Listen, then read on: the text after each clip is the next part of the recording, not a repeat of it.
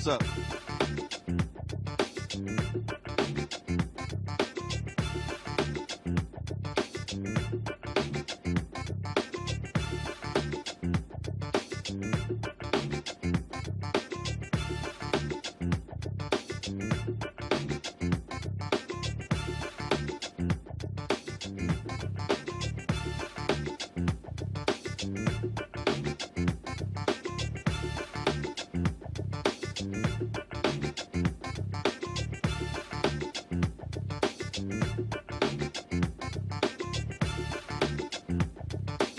iPhone 13 on us for every customer. Current, new, everyone. To show the love.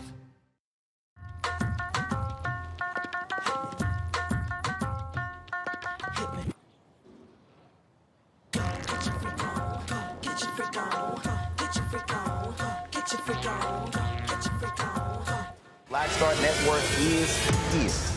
Hold no punches. I'm real revolutionary right now. Black power. Support this man, Black Media. He makes sure that our stories are told.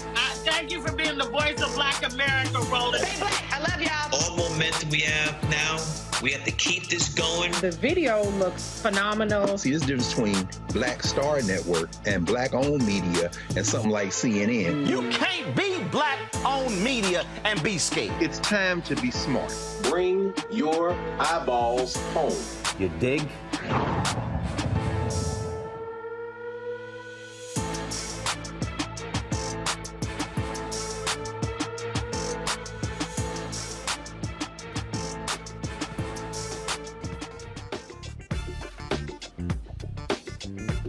Today is Tuesday, June 14th, 2022. Coming up on Roland Martin Unfiltered, streaming live on the Black Star Network from the UNCF 2022 Unite Summit for Higher Education. We will talk with the presidents of Bennett and Tougaloo colleges about what is happening on their campuses in this COVID world, how they are also looking to expand and grow as we see the same thing happening in other HBCUs. We'll talk about this being the third Reconstruction moment, what African Americans must be thinking and doing when it comes to ensuring that we're getting the resources needed for our various communities. Also on today's show, it is a primary day in a number of states, including South Carolina. We'll tell you about that. Also, the bill extending security the family members of Supreme Court justices has been passed by the House. It is on its way for the signature of President Joe Biden. And Saturday is the Poor People's March here in the nation's capital. We're talking to another affected father, low-income worker, about why this march is critically important. Also, WNBA star Brittany Griner stays in Russia. Her detainment has been extended by 18 days. We'll talk about some other stuff as well on the show. Folks, broadcasting live from Atlanta, it is time to bring the funk. I'm Roland Martin Unfiltered on the Black Star Network. Let's go. He's got it. Whatever the miss, he's on it. Whatever it is, he's got the scoop, the fact, the find. And when it breaks, he's right on time and it's rolling. Best believe he's knowing. Putting it down from sports to news to politics. With entertainment just for kicks, he's rolling. It's on Go, roll, roll, y'all.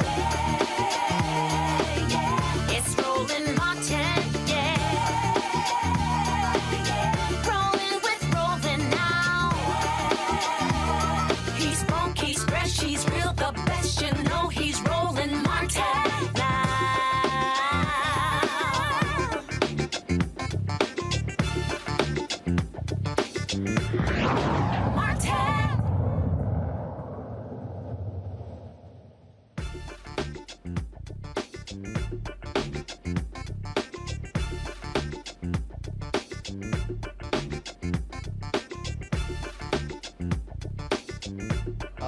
First of all, glad to be here, of course. So they're preparing right now for an event here in Atlanta for a table talk for the UNCF Unite 2022 Summit for Black Higher Education. And so it's going to be a packed ballroom in about 30 minutes or so. And so we look forward to these spirited conversations happening between the attendees here at the summit. One of the things that you have heard me talk about on this show numerous times is how this is the third Reconstruction.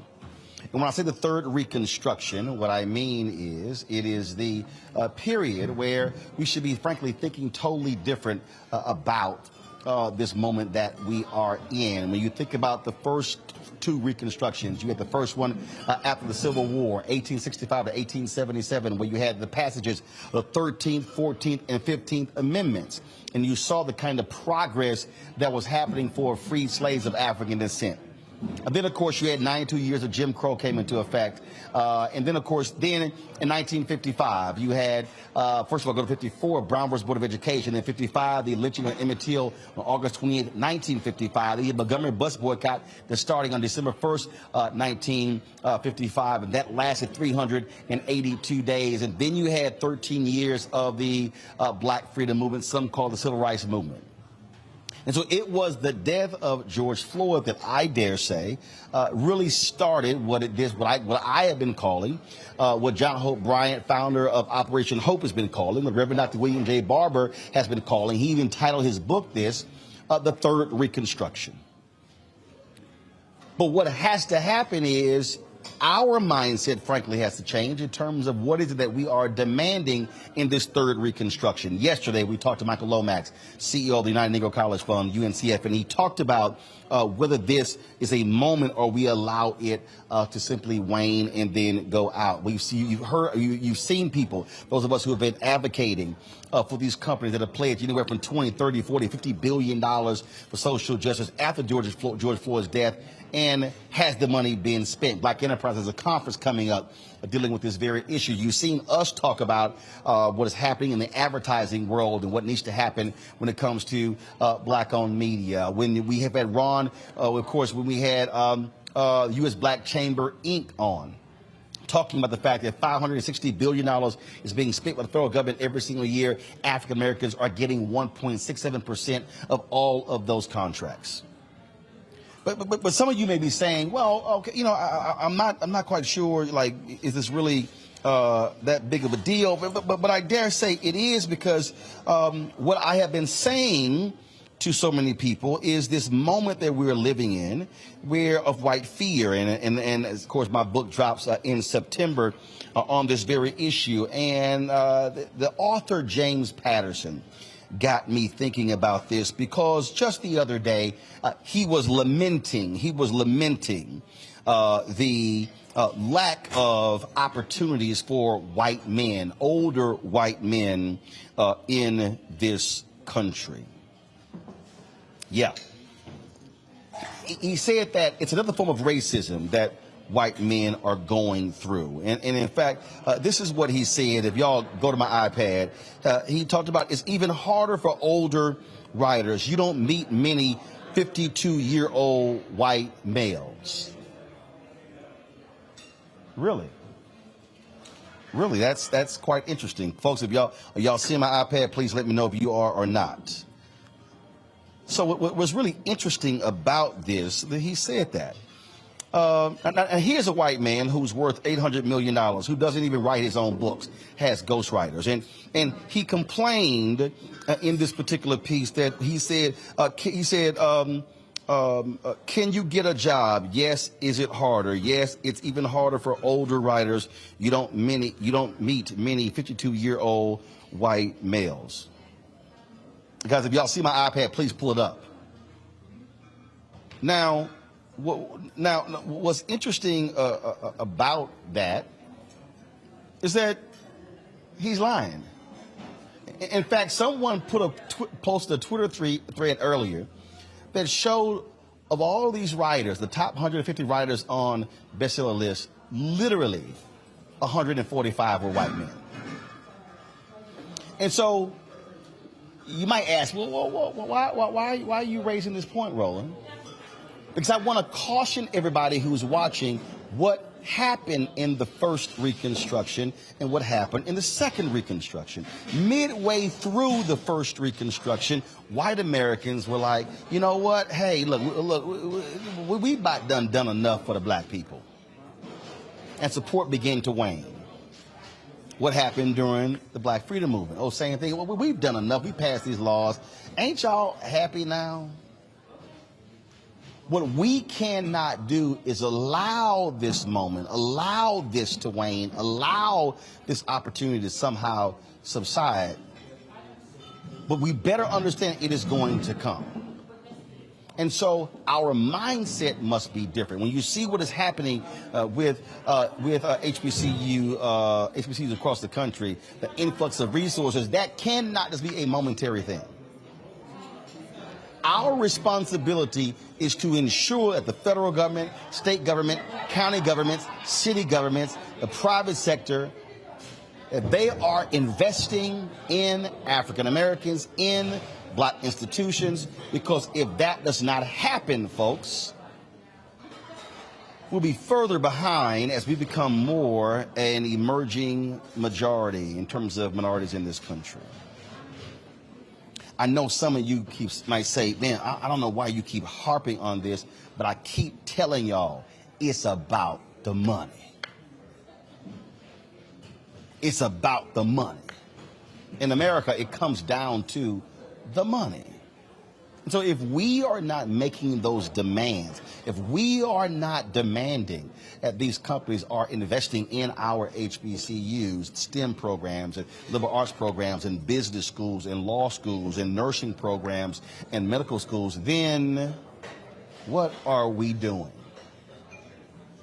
It has been interesting talking to various presidents, and again, we're going to hear from a couple of more in this hour. I've interviewed a number of them already, and they talked about what has been happening on their campuses. But I'm telling folks right now, we must be extremely careful in not allowing people to get a pass.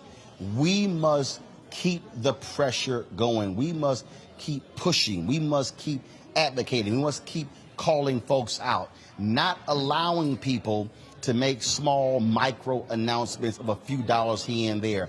I am not interested in crumbs. I am not interested in small conversations. Now is the time for us as African Americans to be thinking broader, bolder, large, momentous. We must be prepared for this moment in making demands and not being afraid to do so. We talk about black companies. We've got to be talking about building capacity. Oh, I understand when people say we need more black-owned businesses. No, I need more black-owned businesses with scale. We need black-owned businesses with 50, 100, 200, 300, 400, 500, 1,000, 5,000 employees. What we cannot do is continue to have black-owned businesses where 95% of them have one employee. Our mindset must change. When we're going into rooms and making demands, we can't walk into the room with our heads bowed, holding our hats, hoping someone give us $10,000. We must walk in asking for 100. Or 500,000, or 1 million, or 10 million, or 100 million, or 250 million, or 500 million, or $1 billion. We must be thinking about the collective and how we utilize the collective. Why, the group of us in black-owned media, why did we make the demands that we did as a collective? Because we understood that if one individual tries to do it, it's not going to succeed. You must see the collective. We're seeing this with HBCUs partnering, collaborating, the collective. Some of you might be saying, well, okay, fine, Roland, I hear you, but I don't necessarily think this is important. But I caution you to go back and listen to that speech that Dr. King gave on April 3rd, 1968 at Mason Temple, where he said African Americans individually are poor, yet collectively we represent one of the top 10 economies in the world. That has not changed in 2022. What has changed is for many of us, what has changed is our focus. Because see, for a lot of us, we are thinking small, operating small. We are in our situation where we are just thinking about ourselves. That simply cannot happen. Can't happen. The only way we're going to be able to move forward is if we're operating as a collective, as group dynamics. Which means that ego has to be put aside. Which means that if we're talking about a business conversation, that means that we've got to be having merger and acquisition conversations. We can't get so caught up in saying, oh, I'm the CEO, I'm the founder, I'm the principal. Yeah, but you're small and broke. What? Why would we be so excited if you have a PR agency that's doing maybe 100,000, and you have a PR agency that's doing maybe a couple 100,000, and you have one that's doing 150,000. Add that up, that's 3 separate companies doing $450,000. When those 3 could actually create a much larger company to say we want to hit $5-10 million. Reconstruction was called that because the root word of that is to reconstruct. It was to reconstruct the black family. It was to reconstruct African Americans. It was to reconstruct the country. And the reality is this: our community today is still being starved for resources. Our community today is still in a position to where we are begging and pleading. We are in a position of surviving and not thriving. That's the position that we are in. And so how do we change this? How do we alter this? How do we shift this? It requires us to change this.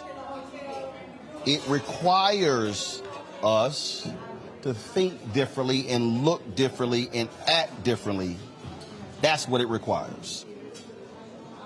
So what I want all of you to ask yourself is, what are you prepared to do for us to change this worldview? How are we going to move our institutions to be thinking differently? Again, I've been having these conversations here at this UNCF summit because our HBCUs are a pillar of our community. When we start thinking about our black institutions, we have to think about black colleges, black businesses, black organizations, black fraternities and sororities. Those are the pillars of our community. Are the pillars of our community moving us forward? Are the pillars of our community, as Dr. King wrote in his book, Where Do We Go From Here, Chaos of Community, are we fully committing ourselves to liberating black people? I want you to hear that again. Are we fully committing ourselves to the liberation of black people? And if we are not, then what the hell are we doing?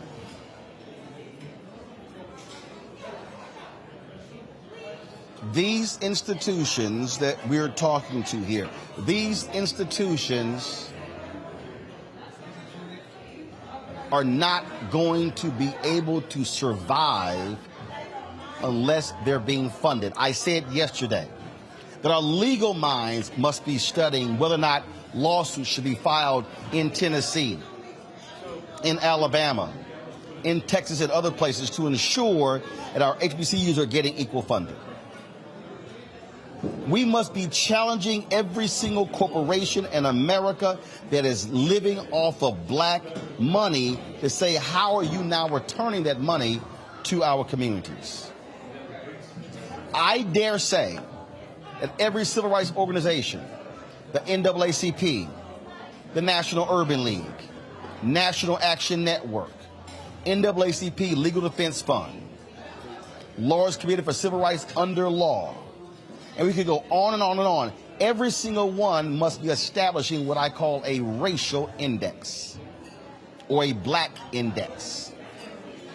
And what we should be saying is, you cannot participate on our boards or at our conventions or at our meetings unless you are passing the test when it comes to blacks on your board of directors, blacks in senior management, blacks who are junior executives, unless you have initiatives with HBCUs, unless you are partnering with other entities. That has to be demands that we make. We cannot allow our black organizations to keep selling us short. Wells Fargo right now is under investigation for having sham interviews with African Americans. I have not heard one black organization say we are suspending our partnerships with Wells Fargo until this matter is resolved.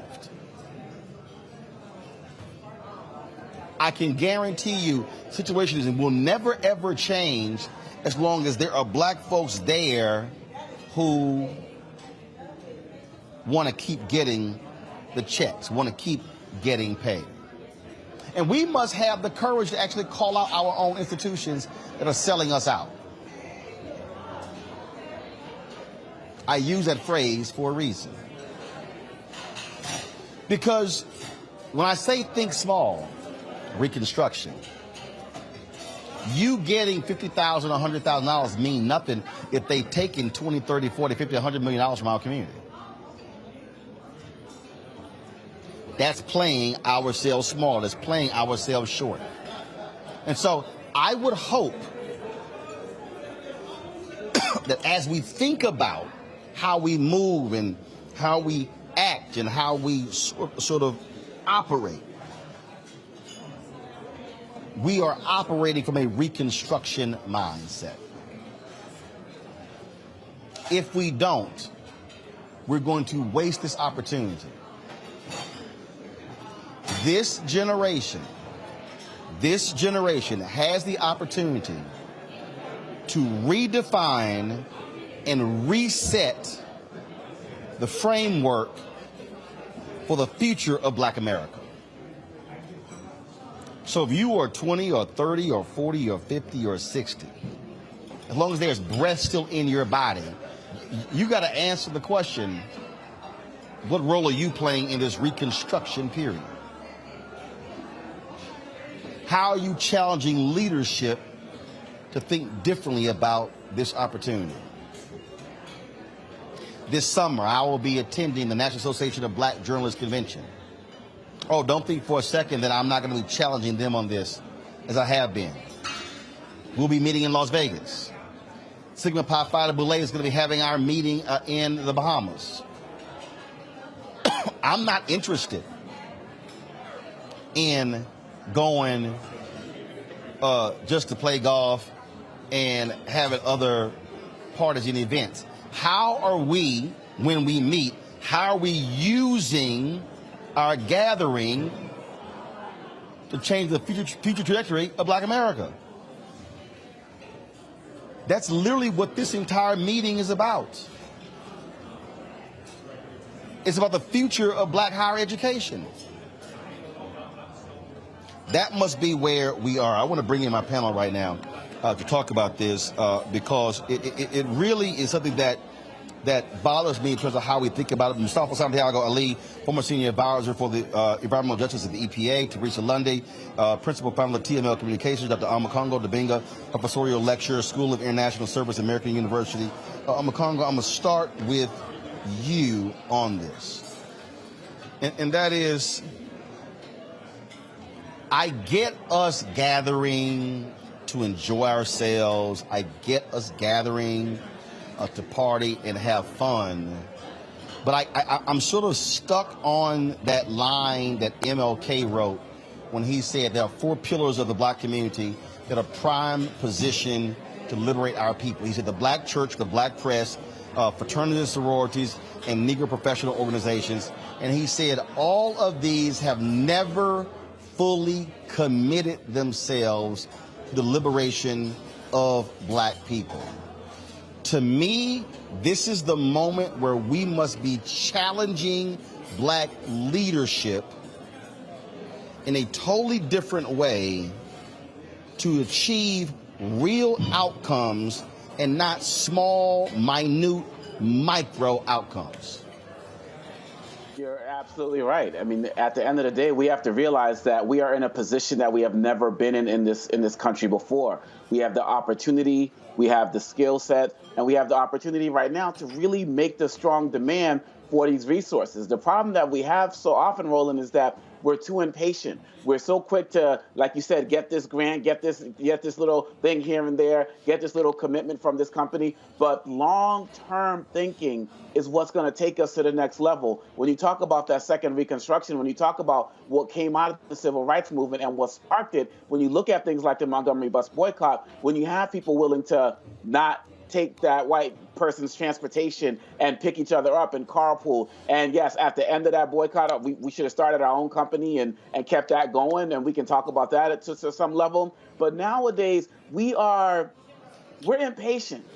I know that it's a different day and age, but we need to be coming up with similar strategies to challenge corporations beyond having them trend for 24 hours on a hashtag. What are you actually doing in our community now that you've been called out? Like you said, Wells Fargo hasn't suffered enough.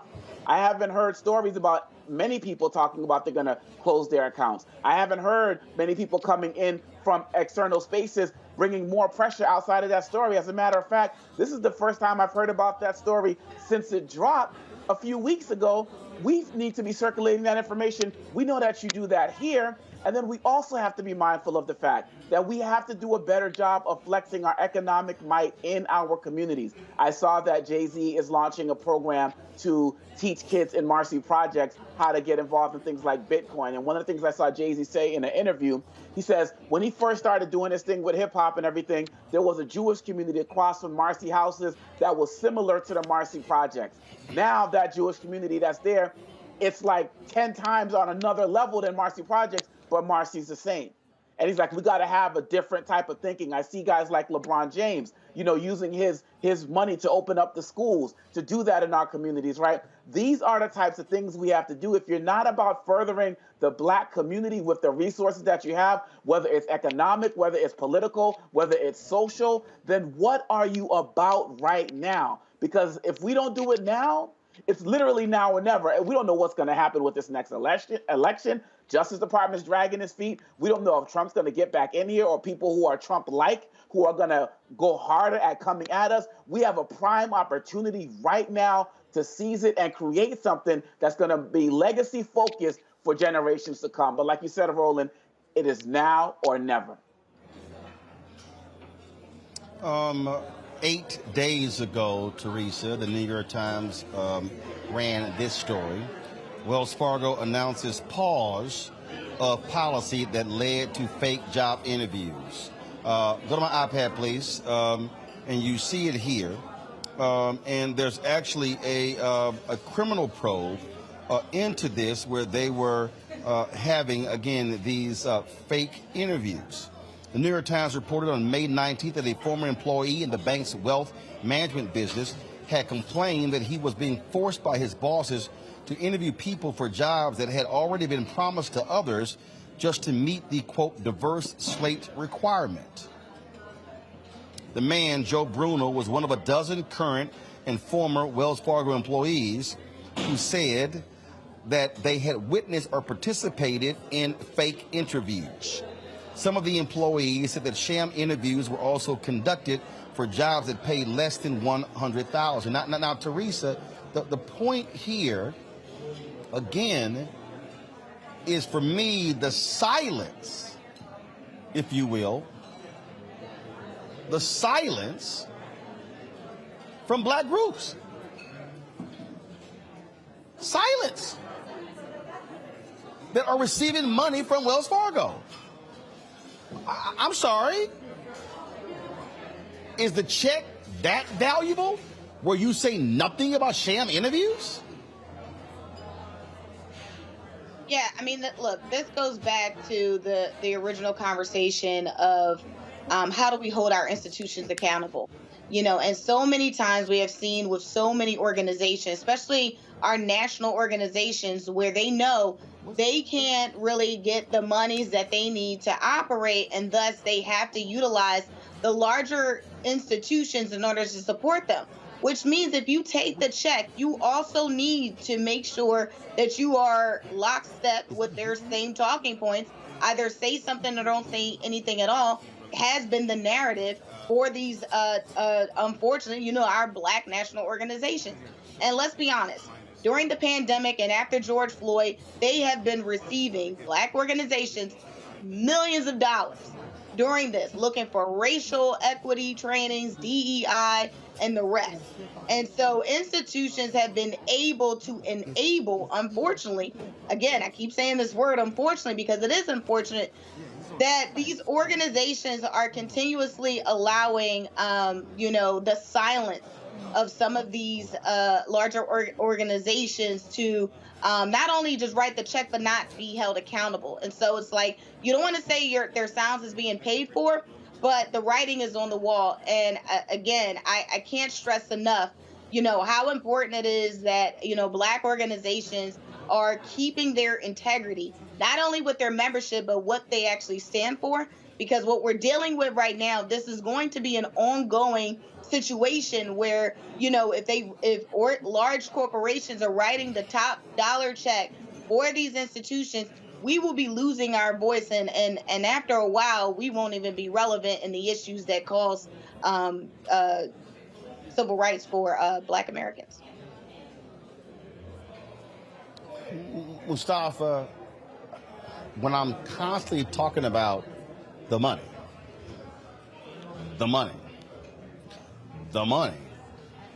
that's America. If you ain't dealing with the money, you ain't dealing with nothing in America.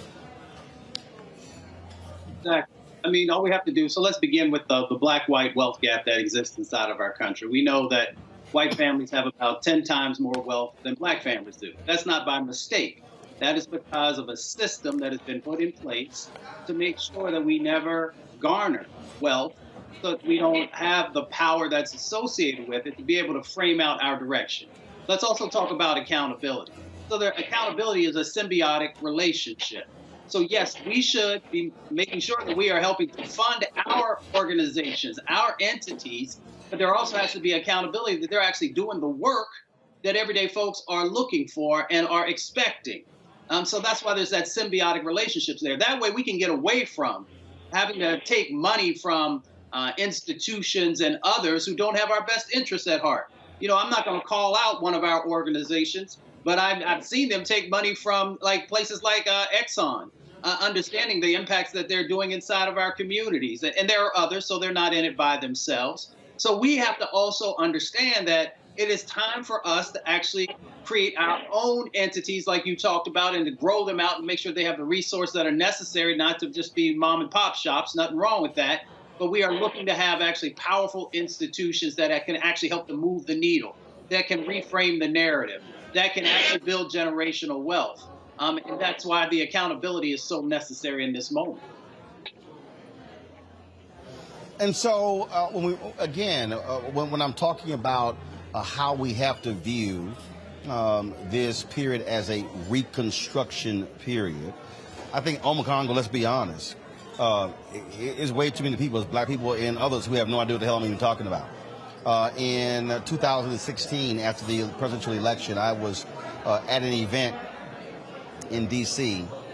Probably had about 150, 200 people there, 3 Black people, mostly white people in the room. When I mentioned the Reconstruction, 4 hands went up. 1 white person and 3 Black people. They had no idea what the hell I was talking about. And the reason I'm trying to frame this as the third Reconstruction, because I need us to look at this moment in a much larger context and in a collective context. The Reconstruction period, the first one, again, 13th, 14th, 15th Amendments. Those were legislation passed on the federal level. The second Reconstruction, people forget the comprehensive civil rights bill that was presented to Congress, to President John F. Kennedy, had everything in it. He gets assassinated. LBJ says, I got to break this thing up, which led to 64 Civil Rights Act, 65 Voting Rights Act, 68 Fair Housing Act. What I am saying right now is that this is not going to be a federal legislation issue. It's not. This is a question of how do you break through the economic barriers. What I don't understand, I get the fight for the For the People Act and the John Lewis Act. I get the fight for the George Floyd Justice Act. But I dare say this, I'm a Congo. I dare say white America ain't got no problem for us fighting for mass incarceration, for us fighting for voting rights. Oh, yeah, we'll go ahead and we'll listen to y'all on that one. But when you start talking about the money, different conversation. So I mean, here's what's crazy to me. Out of all these black groups, I have not heard a collective of them demand that this Congress and this White House change when it comes to the contracting. And we're getting 1.67%. We sat there and participated fighting for advertising contracts. Congressman Hank Johnson, letter signed by 34 CDC members, sent to President Joe Biden, calling for more than money to go to black-owned businesses. Do you know what I didn't see? I didn't see the other civil rights organizations supporting that. Matter of fact, I don't even recall seeing most of them tweeting it. So I'm trying to figure out, well, what the hell are these groups fighting for? Right. If you ain't fighting for us to get more than $1 billion, or if you're not fighting for us to get more of the overall $560 billion, then what the hell they exist for? Oh, by the way, I don't recall seeing the National Baptist Convention USA do it. Hey, Dr. Jerry Young can't say he didn't know because he's on the text chain that I'm on. I sent it to him. I haven't seen the Progressive National Baptist Convention take a public stand on this issue. I haven't seen the fraternities and sororities take a stand on this very issue. And so I go back to what King said. Our institutions have not fully committed themselves to the liberation of black people because on issues like this, they have been silent.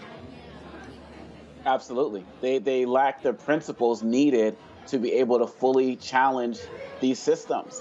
They're too comfortable with crumbs when we're looking at talking about taking over the whole table, a whole community. I mean, what are you actually here for?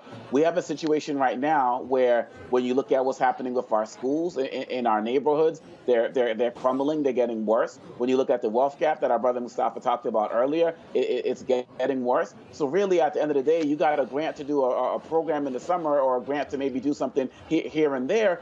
But if you as an organization, and you called them all out, Roland, and they have no excuse to say that they don't know what we're talking about because you call them out online every day, every time that they're not acting right. And so what we have to do is we also have to challenge the members of these organizations to demand more. But one of the things you said earlier at the start of this particular part, when you came back to me, was you talked about how people didn't even know what Reconstruction was. One of the challenges is that we are not grounded in our history like other cultures are, like other groups are. So when things happen to us, like a George Floyd and situations like that, we respond to so many issues, voting rights issues. We respond to so many of these issues like they're happening for the first time.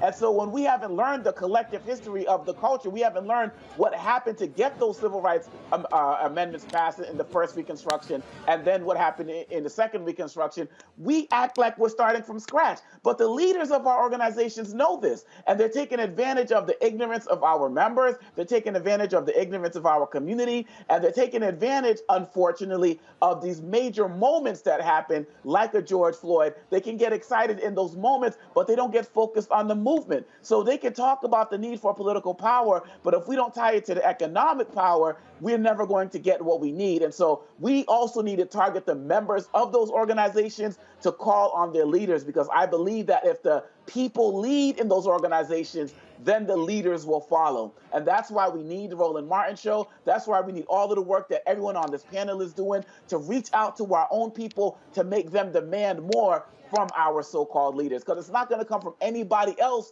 but us. The thing that jumps out at me here as we discuss this issue Teresa. It goes to, what is the point of having numbers if you don't flex them? And how are we then moving our people to act to then begin to change our condition? Yeah, you're absolutely right. You know, we always went along with the term there's strength in numbers, but if we don't utilize our numbers to the full potential in order to get things done, then it was pointless to even creating those numbers to be even a part of the organization. So I think leaders and those that are in leadership have to really redefine what it looks like when we are asking people to get excited to be a part of a national or local organization, because there's no excitement.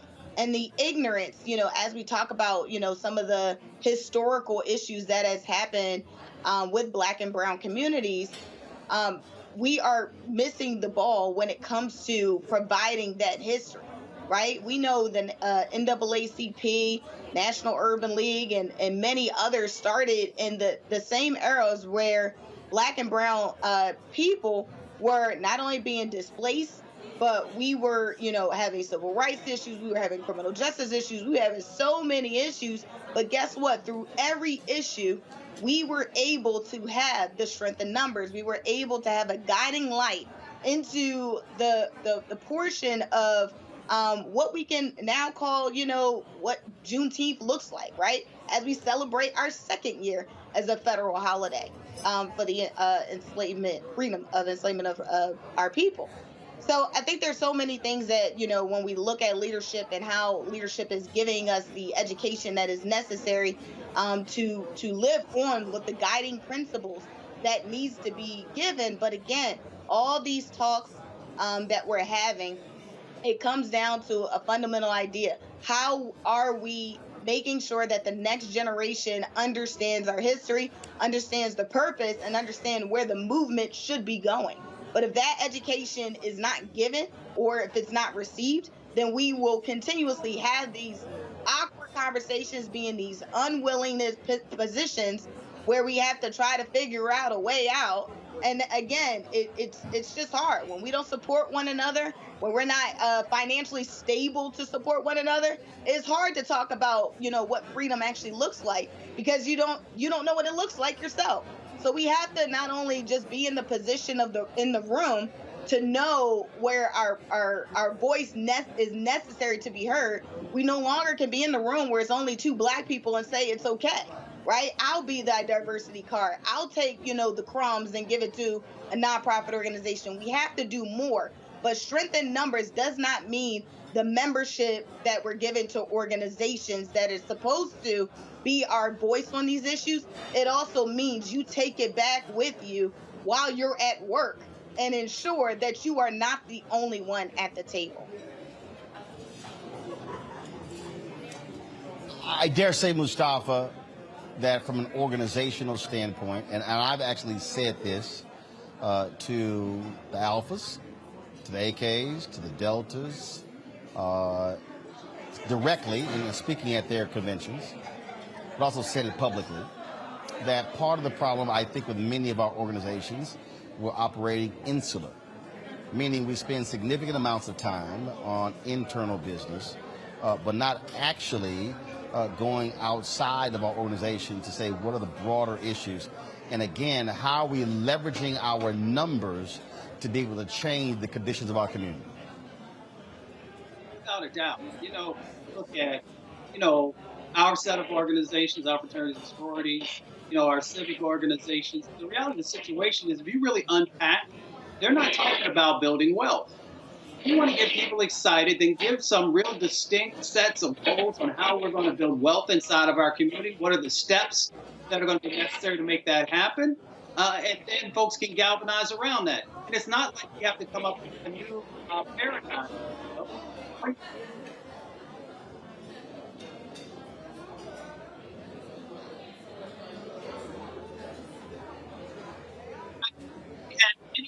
I think Mustafa, I think we're losing your audio, Mustafa. So go ahead and make that point again. I think we're losing your audio. Yeah, I was just saying, you know, the way that you named your network, the Black Star Network, going back to Marcus Garvey, you know, it gave us a blueprint for how to excite our own people, how to make sure that folks who don't have a whole lot have a set of goals about how they could actually change dynamics in their communities, how they could build wealth. So if we had our organizations who had a similar mindset, we could actually energize folks, and then we could make sure they have the right education and the right access to the leverage to make sure that real change is actually happening. If you don't do that, then you just have organizations that are nibbling away at the edges. It is about wealth. It is about us being much stronger economically so that we can address all these other social justice issues that are important, but we got to have the resources to make it happen. All right, then, folks, hold tight 1 second. We're going to go to a break. When we come back, we'll talk with the president of Bennett College. We're here, of course, at the UNCF Unite 2022 Summit for public higher education. And so in a moment, we'll take a shot of the room there. They're about to have their table talks session where they'll be communicating and chatting with one another, talking about best practices and things along those lines. You're watching Roland Martin Unfiltered on the Black Star Network, live in Atlanta. We'll be right back. Verizon just gave us all a brand new iPhone 13. We've been customers for years. I thought new phones were for new customers. We got iPhone 13s too, switched to Verizon 2 minutes ago. Ours were busted, and we still got a shiny new one. Check it out. So wait, everybody gets the same great deal. I think that's the point. iPhone 13 on us for every customer. Current, new, everyone. On any unlimited plan, starting at just $35. All on the network more people rely on.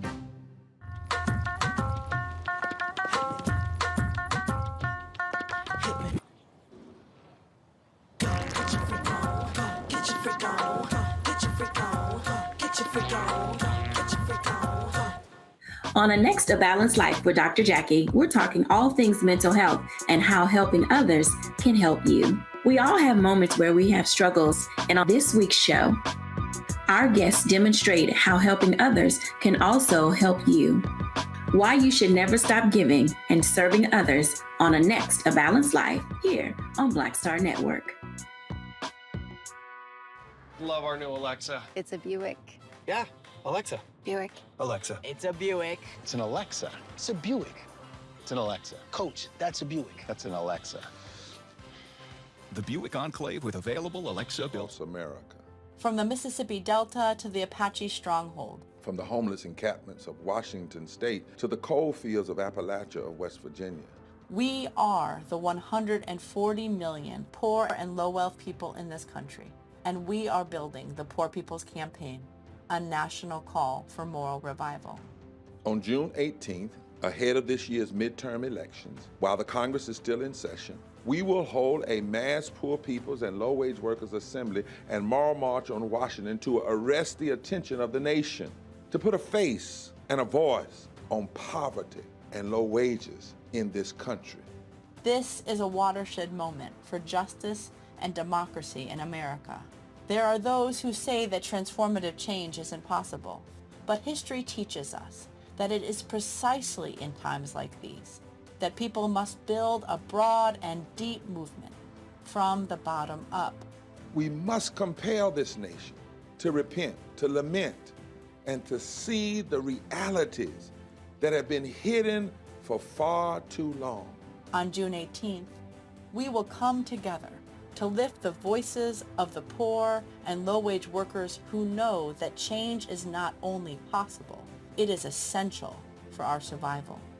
We will make the connections to show how systemic racism, poverty, ecological devastation, the denial of health care, the war economy, and the false moral narrative of religious nationalism and white supremacy are hurting us all. We will show the nation the faces of Americans who cannot afford to go back to normal. We will detail the policies that can move us toward a society that works for everyone.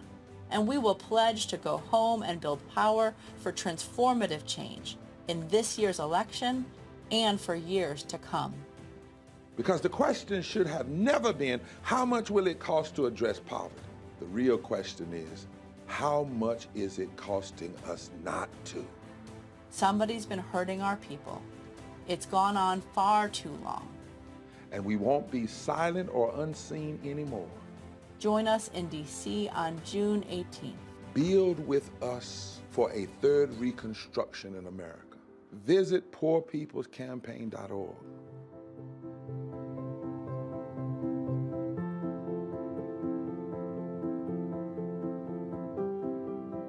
Time to be smart. Roland Martin's doing this every day. Hold no punches. Thank you, Roland Martin, for always giving voice to the issues. Look for Roland Martin in the whirlwind, to quote Marcus Garvey again. The video looks phenomenal, so I'm really excited to see it on my big screen. Support this man, Black media. He makes sure that our stories are told. See, this difference between Black Star Network and Black-owned media and something like CNN. I got to defer to the brilliance of Dr. Carr and to the brilliance of the Black Star Network. I am rolling with Roland all the way. Honored to be on a show that you own. A black man owns the show. Folks, Black Star Network is here. I'm real revolutionary right now.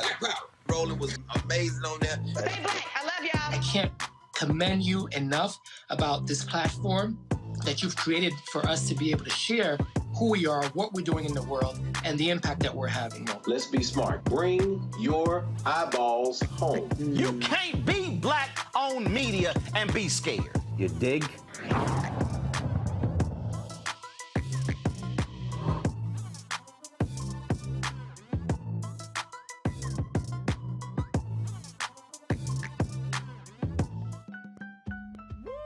We're all impacted by the culture, whether we know it or not. From politics to music and entertainment, it's a huge part of our lives, and we're going to talk about it every day right here on The Culture with me, Faraji Muhammad, only on the Black Star Network. How about sushi? I just had sushi for lunch yesterday. How about tacos? Automatic emergency braking, one of 6 advanced safety features standard on every 2022 Chevy Equinox. Find new technology. Find new roads. Chevrolet. Hi, I'm Kim Burrell. Hi, I'm Carl Payne. Hey, everybody, this is Sherry Shepherd. You're watching Roland Martin Unfiltered.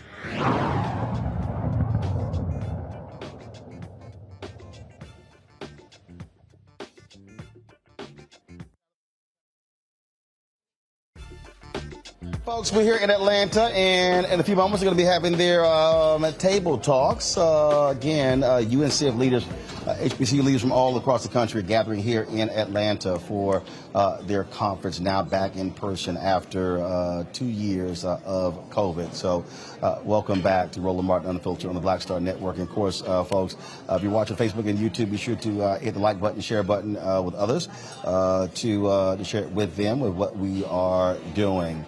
We've been talking to various HBCU presidents all week about how they have been dealing with the realities of COVID on their campuses, but also what we have seen is a renewed interest in HBCUs. Many of you may have seen the New York Times story on Sunday that was new to the New York Times. We've been telling y'all this for the last, I don't know what, 9 years. So I'm glad mainstream media, white media, finally woke up and realized what we always knew. And so now they understand what we've been talking about. And so we'll deal with that. And of course, you know, some black people out there, they need white validation. So now the New York Times has said it. Now they realize it's important. So let's talk about these issues.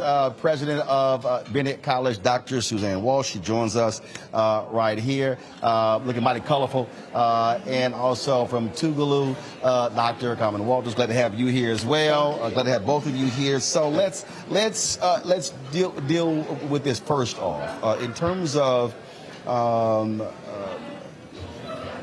students are now back on campus.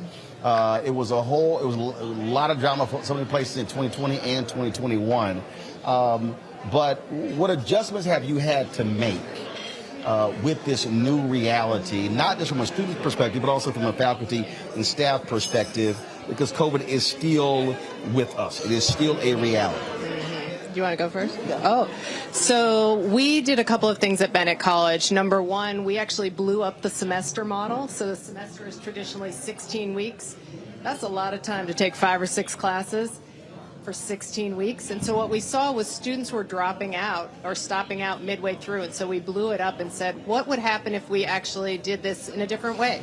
So now every semester, it's still there's 16 weeks to a semester, but now students come in and they do 2 weeks. We call them mini-mesters. They do 2 weeks where they take a special topics class, and then they do 2 7-week sessions where they take 2 classes at a time. Same number of classes, but it reduced cognitive load. That's really important during COVID because we know the mental health issues that we're seeing with our students. Turns out it also reduced cognitive load for faculty.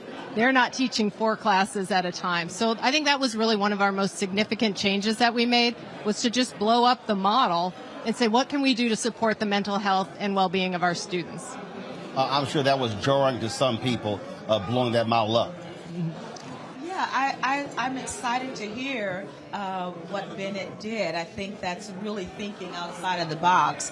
Tougaloo being a historic college of 152 years, you know, sending kids home to study at home and teach online, it's just not what we do. So we really had to go back to the drawing board, educate our faculty on how to do that. How do we still keep that touch but teach online, but also help our students through that. So mental health became a huge thing for us. So we hired a mental health counselor.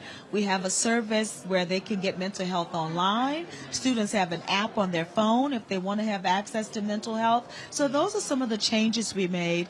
But one of the things we decided to do was just bring students back and educate them on how to live through a pandemic.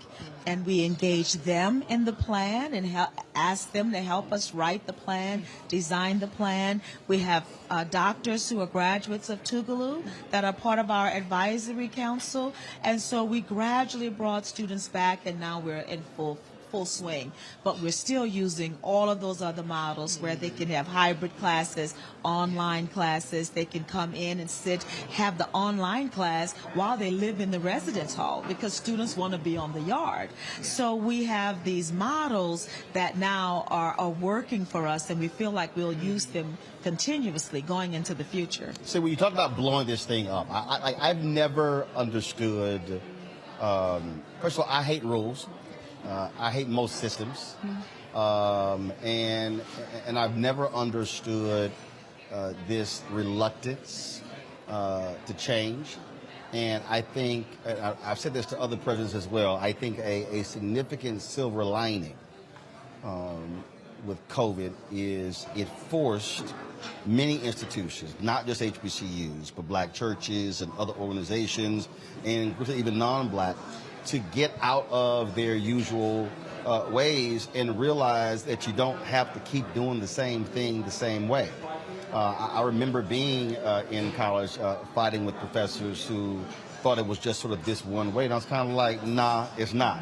And I was talking with some friends of mine, and we were talking about I said that I essentially created my own media curriculum when I was there, because what was actually being taught was insufficient. So and I remember getting to a fight with a professor because he thought I wasn't applying myself, and I literally had to tell him, I said, dude, seriously, this class don't mean nothing to me. I said, I'm here for a sheet of paper. I'm here to get a sheet of paper and get a job. I got job offers right now. I said, if I really have a choice between your class and killing myself, I said, and I'm working at the newspaper, I'm going to put all of my efforts into that newspaper because that's what my career is. I can read your stuff when I graduate. And I literally told him, I don't need an A, a B, or a C. I said, I'm literally not about to apply myself to your class. I said, because this is far more important. Now, he didn't like it. But in the first year and a half I was in the business, I got promoted 3 times from 2 different organizations, and by 25 I was the news director of Morning Anchor radio station. I knew what the hell I was talking about. And I think what people, leaders, should be doing is thinking differently. So when you mention in the classroom, if I can go to class and I'm still sitting in the residence hall, why do I have to physically go? If I have that option and the flexibility, then you're allowing different students to learn different ways, and no, you have to be physically here to do these sort of things. Now, how's your faculty dealt with that? Well, so it's exciting because I thought I gave them all summer to make these changes because everyone had to change their syllabi because of this blowing up the system. I thought I gave them all summer, but the faculty senate president said, no, I gave them a month. And so we spent... Wise. And so we spent our CARES Act money because we knew we would be virtual that year. We spent our CARES Act money on supporting faculty development, professional development, to help them to change their syllabi, to help them adjust to teaching in a virtual environment. And I think that this issue about how do we offer different modalities for students is critical. That year that we were virtual, also a 150-year-old institution, Bennett College, always residential, really pride ourselves on that experience. But we had a group of women show up who were fresh women who had never set foot on Bennett's campus because they couldn't even have a tour. So what I said was I wanted to spend that year saying, can you still be a Bennett Belle if you have never set foot on the campus? Because we pride ourselves in the community and those sorts of things. So midway through that first year, their first year, they were playing video games, and I invited myself to play video games because I'm a gamer. But anyway, it's all good. So anyway, so it was the middle of the year. But this is important because it was an activity they organized for themselves virtually. And so it wasn't for me. And when I was playing with them, what I noticed was they were making connections. They had a sisterhood that if I hadn't known that they had never met in person, I would have thought, oh, you were roommates. Oh, you were suite mates. So I think one of the things we did well was we said, you can still be a Bennett Belle, even if you've never set foot on campus. Right. We can still create culture. Those same young women this past year as sophomores, volunteered to do orientation. They were the orientation leaders. What are you orienting? You don't even know. But I think that says a lot about where we are as HBCUs, is we are evolving out of everything has to happen on the quad or the yard. Right. We can create the virtual quad, the virtual yard. Well, I guess it was in September, I talked to the alumni at South Carolina State, the new president, interim president, and so it was virtual speech. And and they didn't realize that, first of all, I do this all the time where I can speak and I can be looking on my iPad and everything. So while I'm speaking, I'm looking at them in the chat room. And many of these graduates were talking about having a refurbished building to get people back to campus. And I was like, stop. I said, first of all, I think that's to do me a favor. I said, could y'all alumni get the hell out of the administration's way? I said, y'all ain't got no business discussing any of this stuff. I said, that's their job. So let's deal with that first. I said, because y'all are trying to create a South Carolina State when you were there. I said, well, you have a whole generation that has been born in a social media world, in a technology world, where they are 2 and 3 years old and already working iPads and PDAs. I said, so you have no idea, I said, what that's like. So if you've gone through 18 years of that's how you've grown up, you're at a completely different view in terms of technology. But I hit them with something they never thought about. I said, how many alumni chapters do y'all have? And I think they said 39. I said, so I'm curious, why aren't you creating opportunities if there's a student in your city who's going to your school online? Why aren't you connecting with them with your alumni chapter? And they were all like, well, for alumni, I'm like, no. You are an extension of your university, so you can create your South Carolina State experience through your alumni chapter for somebody who's not physically there. I said, if you do not start thinking about this in a different way, you are going to lose out on the school that does. Well, I just have to say, Roland, when you were talking about your response to your faculty member, it just reminded me of my first year of COVID at Tougaloo, because my SGA president was sort of like you, saying to me, no ma'am, you're not going to write a plan that we don't have a say in, because you're deciding if we are going to do this. And so we need to be at the table. And when he first said that to me, I was sort of like your faculty member, kind of like, wait, what? Y'all really want to say in this? And that is the Tougaloo model. Tougaloo students, we're looking at the congressman right now, and what is he doing? Fighting for democracy. Congressman Benny Thompson. Congressman Benny Thompson. So that is what we do. Derek Johnson Johnson, our alum, who talks about how he protested at Tougaloo and protested the president at Tougaloo. So my SGA was all over me. They're like, you're not doing this without us. We're going to be engaged. Alumni was engaged. So I was having these town hall meetings on Zoom with students, SGA, alumni, everybody talking about what this environment should look like, because it was new to all of us. And it was a growth opportunity for me to see that I had leaders right around me, so much so I'd get on in my desk and I'd have my eagle, you know, the Tougaloo Eagles, the Eagle Queen, and the students started texting me, because all my students have my cell number at the college. They're like, Madam President, you need a new eagle. That eagle's old. Lose the eagle. So having the student voice is what came out of this for me when I was doing. People ask, what did your students learn? I talk about what I learned. I learned that my students were way more engaged in this process, and they understood what was happening, and they were not going to be left behind, and they were going to still have the same experience of having those touches. And when faculty didn't respond to email, they were letting me know, and letting the provost know, look, I've emailed him twice. He hasn't responded. So I think that was some of the best things that came out of COVID for me, to understand where are my student voices today, not the future, but right now. So I think it's this notion of disruptors is what's important, and look, so this is my 13th black media experience, and so when I've run other black newspapers, that was my whole deal. It's like, no, in terms of literally coming in and completely and disrupting. And the thing that I said was, I said, look, if y'all would do what the hell y'all were doing, I wouldn't be here. I said, so clearly I'm here for a reason, because you know what the hell y'all were doing. And folk could not handle that. And the reason I can identify with HBCUs, because literally the conversations I have with HBCU's president are no different than the ones I have with black newspapers.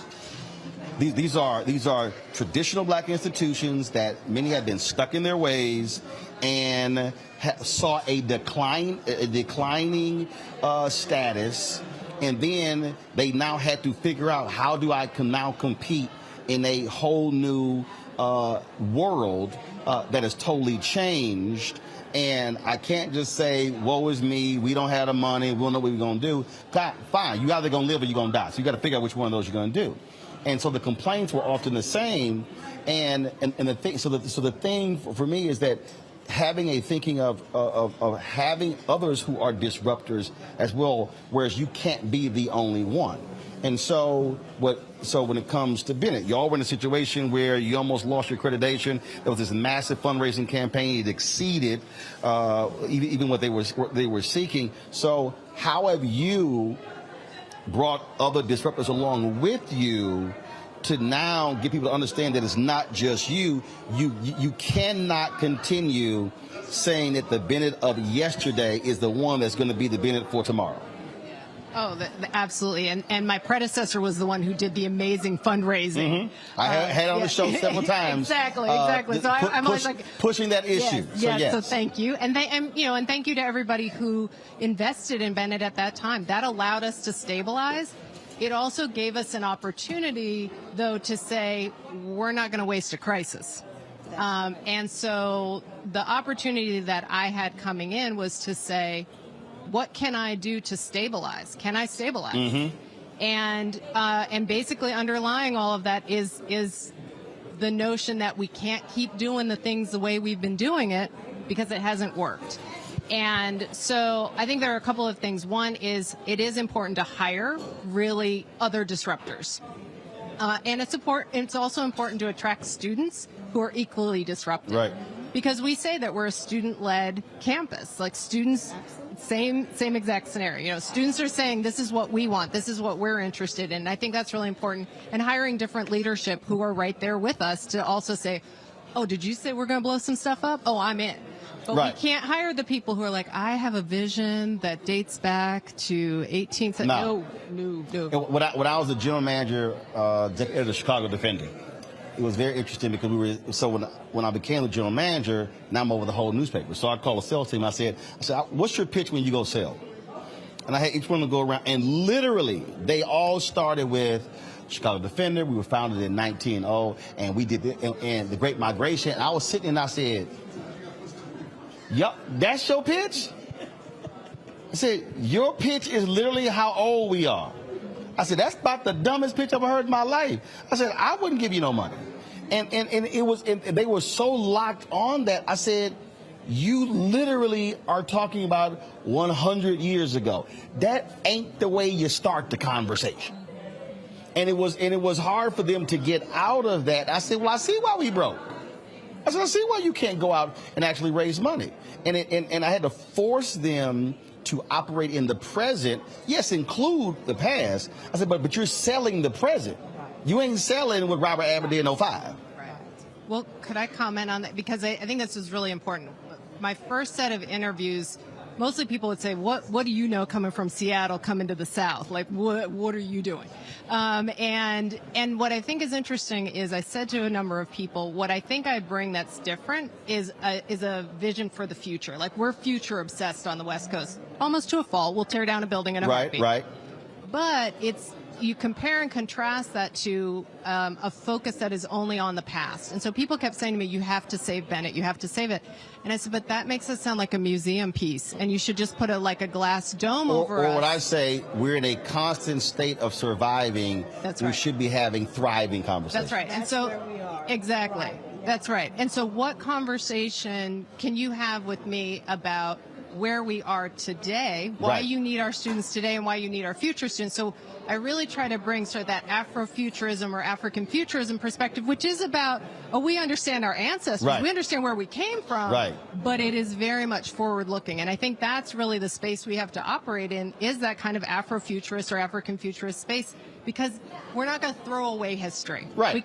We're not. I mean, but also it ain't going nowhere. That's right. It ain't going nowhere. See, you were real nice.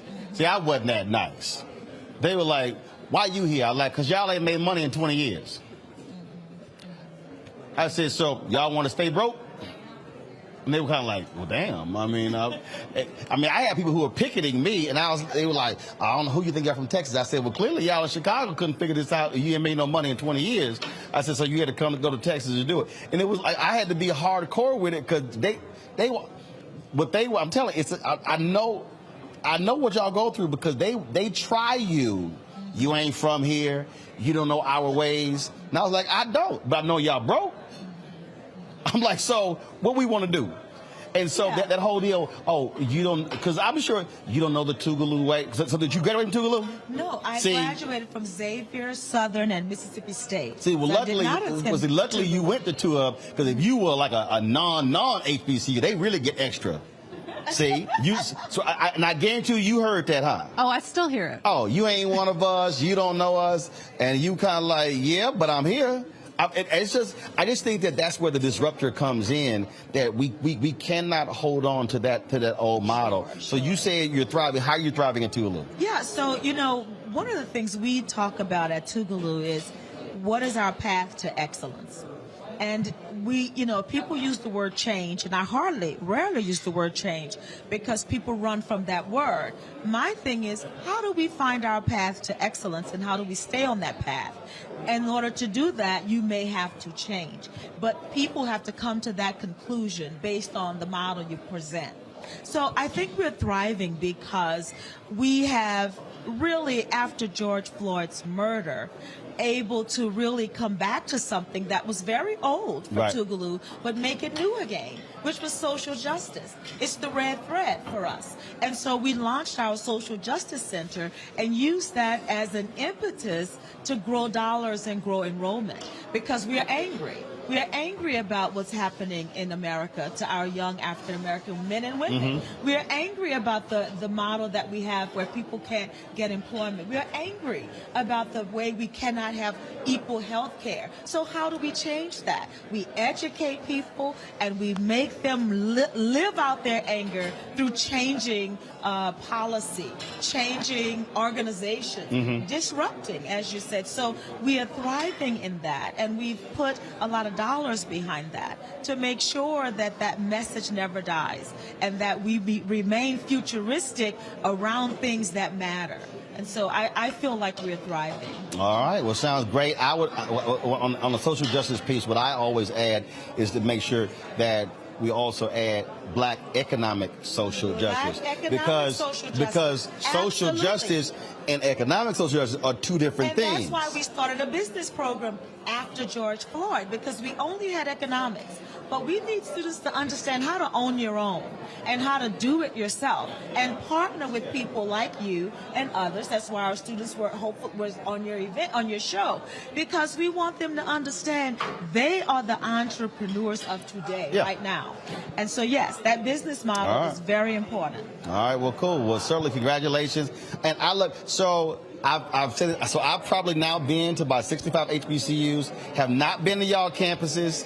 So just letting you know. You're coming. And I have a rule. I only wear HBCU gear on Roland Martin Unfiltered where I visited. Don't nobody get freebies. So I'm just letting y'all know. Well, not only are you coming, we emailed about a partnership today. I got you. So I got you. We on. Look at her. She like, yeah, okay. You want to know what that is. All you got to do is email it, brother. I'm just saying. I have taken several notes. I will be emailing.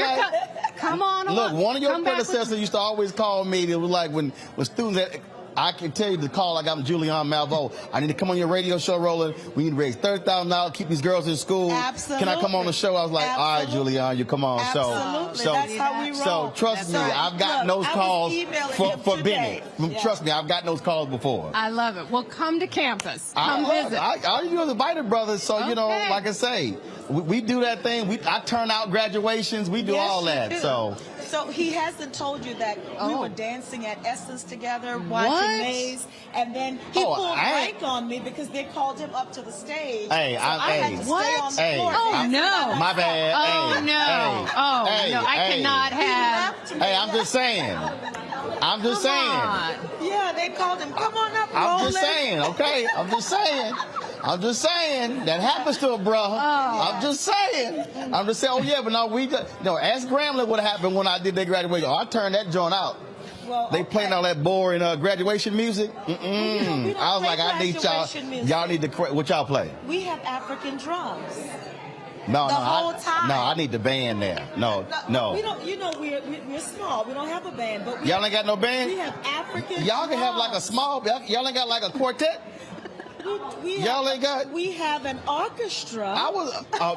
See right there. Every time I do one of them commencements, they had the orchestra.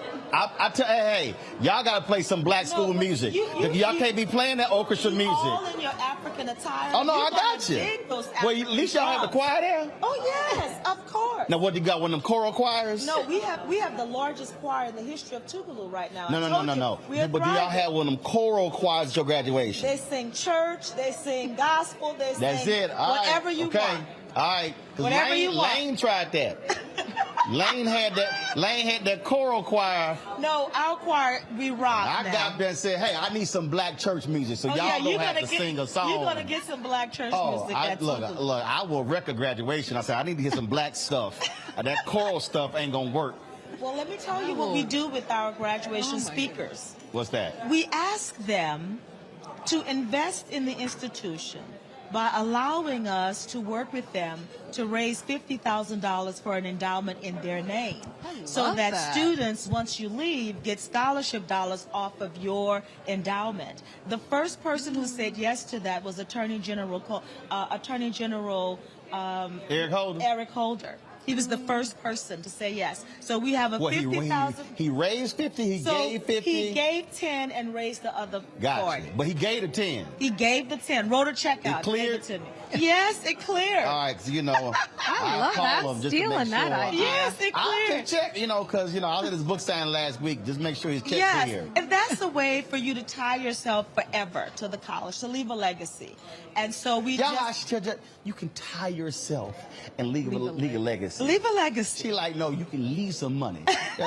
See, y'all see how she I'm taking so many notes. Yes. It's a wonderful way, though, for students to love say, that. I'm here going to school on Roland Martin Scholarship. Look at that. Well, that's why I started one of my high school. That's so right. At my high school, I created $25,000 fund. So absolutely. All right. Well, I appreciate it. Good chatting with y'all. Thank you. Good luck in the future. You. When we come back, we're going to talk with a dad. Poor People's Campaign, of course, taking place on Saturday. They're marching D.C. And we'll talk with one of the affected workers about Poor People's Campaign next on Roland Martin Unfiltered on the Black Star Network. Don't forget to download the Black Star Network app, all platforms, Apple phone, Android phone, Apple TV, Android TV, Roku, Amazon Fire TV, Xbox One, Samsung Smart TV. And, of course, you can join our Bring the Funk fan club where your dollars go to support the show. Check in money orders. Go to P.O. Box 57196, Washington, D.C. 20037-0196. Cash App, $RM Unfiltered. PayPal is R Martin Unfiltered. Venmo is RM Unfiltered. Zelle is Roland@RolandSMartin.com. Roland@RolandMartinUnfiltered.com. I know how to raise money. Y'all, we'll be right back from the UNCF Unite 2022 Summit for Black Higher Education from Atlanta. Back in a moment. Love our new Alexa. It's a Buick. Yeah, Alexa. Buick. Alexa. It's a Buick. It's an Alexa. It's a Buick. It's an Alexa. Coach, that's a Buick. That's an Alexa. The Buick Enclave with available Alexa built-in. A powerful movement is rising across America. From the Mississippi Delta to the Apache stronghold. From the homeless encampments of Washington State to the coal fields of Appalachia of West Virginia. We are the 140 million poor and low-wealth people in this country, and we are building the Poor People's Campaign, a national call for moral revival. On June 18th, ahead of this year's midterm elections, while the Congress is still in session, we will hold a mass poor people's and low-wage workers assembly and moral march on Washington to arrest the attention of the nation, to put a face and a voice on poverty and low wages in this country. This is a watershed moment for justice and democracy in America. There are those who say that transformative change isn't possible, but history teaches us that it is precisely in times like these that people must build a broad and deep movement from the bottom up. We must compel this nation to repent, to lament, and to see the realities that have been hidden for far too long. On June 18th, we will come together to lift the voices of the poor and low-wage workers who know that change is not only possible, it is essential for our survival. We will make the connections to show how systemic racism, poverty, ecological devastation, the denial of health care, the war economy, and the false moral narrative of religious nationalism and white supremacy are hurting us all. We will show the nation the faces of Americans who cannot afford to go back to normal. We will detail the policies that can move us toward a society that works for everyone. And we will pledge to go home and build power for transformative change in this year's election and for years to come. Because the question should have never been, how much will it cost to address poverty? The real question is, how much is it costing us not to? Somebody's been hurting our people. It's gone on far too long. And we won't be silent or unseen anymore. Join us in D.C. on June 18th. Build with us for a third reconstruction in America. Visit poorpeoplescampaign.org.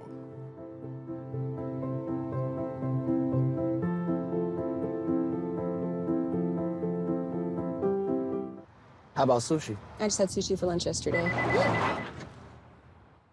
How about tacos? Automatic emergency braking, one of 6 advanced safety features standard on every 2022 Chevy Equinox. Find new technology. Find new roads. Chevrolet.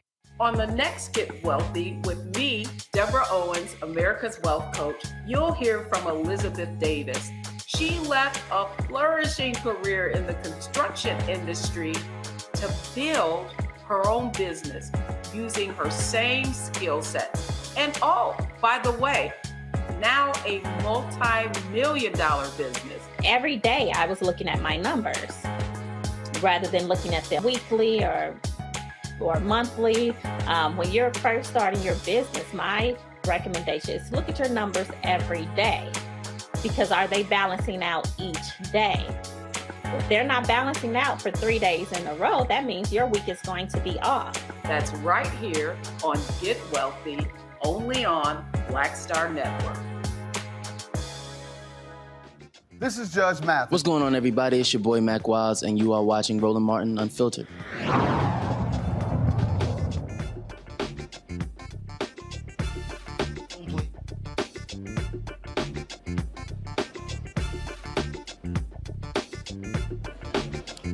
We're back here in Atlanta for the UNCF Unite Conference, the UNCF Summit for Black Higher Education. They're having their table talks discussion as we speak. On Saturday, we're going to be in the nation's capital with the Poor People's Campaign for their mass march. They have been working over the last few months, traveling around the country, mobilizing and organizing people in various cities. You name it, large cities, small cities, rural cities, major cities. These things have been happening all across the country. The focus has really been to get President Joe Biden, to get this Congress to understand the plight of the poor, those who are affected by this economy. 140 million low-income workers. When you look at the wealth gap in this country, when you look at what has changed and how so much of the focus has been on the rich, the middle class, but what about the working class? Jose Vasquez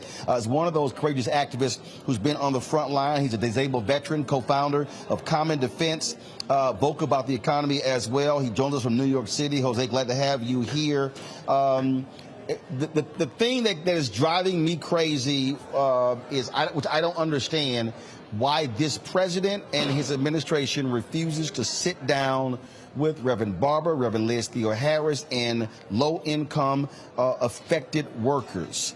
And why this White House won't have a summit on the poor. There is this infatuation in America by politicians with the middle class, the middle class, the middle class, the middle class. But when you look at the millions of people, upwards of 140 million who are classified as low-wage workers or poor, that is a huge constituency that keeps getting ignored by policymakers. Yes, sir. Well, thank you, Roland, for having me on today. And I think as the Poor People's Campaign, a national call for moral revival has been calling for since 2018 when it first launched, it requires moral courage on the part of our politicians to, number one, acknowledge the 140 million, poor, low-income folks across the country, but also to prioritize the needs of those people over things like the war economy. We always seem to have resources when it's time to go to war, but when we want to ensure that our people have access to things like healthcare and housing and education, there's no reason that a country like ours, one of the richest countries in the world, that we cannot provide for all of our people. I think it's a question of priorities and a question of ensuring that we take the resources that we are able to garner in this country through taxes and put our people first. The thing that just jumps out at me on this is when I listen to these so-called Christian conservatives talk about Jesus and faith.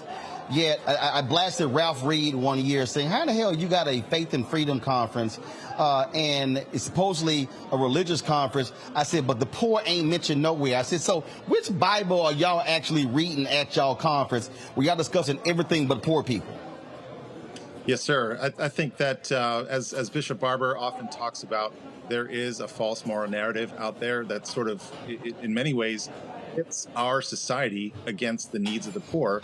But if you read the Bible, what Jesus was all about was lifting up the poor and holding those in power accountable to the needs that people have on a daily basis. And so I think that, again, it's not a question of scarcity.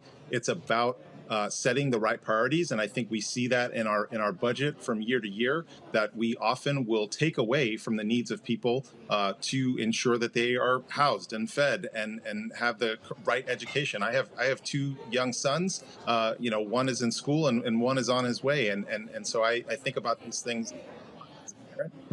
So as a veteran, there are many homeless veterans across the nation, and there's just no excuse for that, really. We should be putting the needs of our people first. I think there are elected officials in Congress who get it and who do prioritize the needs, and I think we need to continue that momentum. Questions from my panel. Mustafa, you first. Thank you so much for all the work that you're doing. As we finish up on Saturday, what are the next set of steps that we're going to move forward with to make sure that this real change happens? Thanks for that question, Mustafa. Yeah, I think it's important to maintain the energy that comes out of a mobilization like this. But as an organizer myself, I understand that mobilizations happen. And it's a high point. It's sort of a place where you get a large focus of energy. But really, the day-to-day work of organizing is to continue to take this policy agenda that the Poor People's Campaign has developed and, just be relentless about how we continue to push this agenda to keep our elected officials accountable, to ensure that poor people go to the polls so that we can actually have the kind of leadership we need in Congress and across all seats of government in order to put the people first. Teresa? Yes, thank you so much for this initiative. Honestly, I wish I was around. I'm in Philly. But what can we do in terms of, making sure that we are supporting your efforts if we're not there? Can people financially support? Can we, do a survey? What is our call of action for those who can't participate physically? Thank you. Yes. So there's a couple of things. First, I am part of an organization called Common Defense. We're a national progressive veterans organization. You can find us at commondefense.us. We are a proud sponsor of the Poor People's Campaign. And if folks want to support the Poor People's Campaign, you can go to poorpeoplescampaign.org/June 18 and find all the information about this particular mobilization, but also plug into a wide network across the United States. There are organizing committees in at least 40 states across the country if folks want to get involved in this work. If people are facing economic hardship, the Poor People's Campaign is a place for folks to connect with other people who are facing similar issues and learn how to approach elected officials, but also to be part of a community. We're all facing a wide range of challenges in this country. We're still in the middle of a pandemic. We've just been through, two major wars in Iraq and Afghanistan. There's so much facing this country, climate crisis, you name it. And I think the Poor People's Campaign, what we're so excited about in terms of being involved with the Poor People's Campaign is that they're bringing all of those strands of movement and all of these issues together, but not only stopping there, but putting forward solutions, right? And lifting up the voices of people who are directly impacted by these issues. So I think, again, go to those two websites. You can follow the Poor People's Campaign on all the social media platforms. Go to the website and find your way to your local Poor People's Campaign events and committees. You don't have to become a full-time activist to be involved. And as we learned from the civil rights movement, everyone can play a role, from children on up to old folks. When Dr. King was doing the Poor People's Campaign in his day, or things like the Montgomery bus boycott, the whole community was involved, right? And everybody was touched in different ways to plug into the movement. That's what we need, a groundswell of energy for people getting involved in the Poor People's Campaign and a wide range of issues that it covers. On Congo. Yes, Mr. Vasquez, I am so, every time I see Poor People's Campaign events, I'm just amazed by the multi-generational, multiracial, multi-economic class status that I'm seeing, particularly in a country that is so divided. what is it that you all are doing in your organization that can be instructive for the rest of us across the country in order to make us realize that we have more in common than we do that is different, and that we need to come together, particularly in the economic sense? Yes, sir. Well, Bishop Barber talks about this being a third Reconstruction, and I think that one of the ways to achieve those goals is to think about this work in terms of fusion, right? It's not often that you hear an ordained minister, a bishop, talking about the LGBTQ rights, connecting with immigrant rights, connecting with workers' rights. I think it's he has been ordained not only by his church, but I think he's been called to ensure that justice is served. And I know Reverend Liz Theo-Harris for many years now.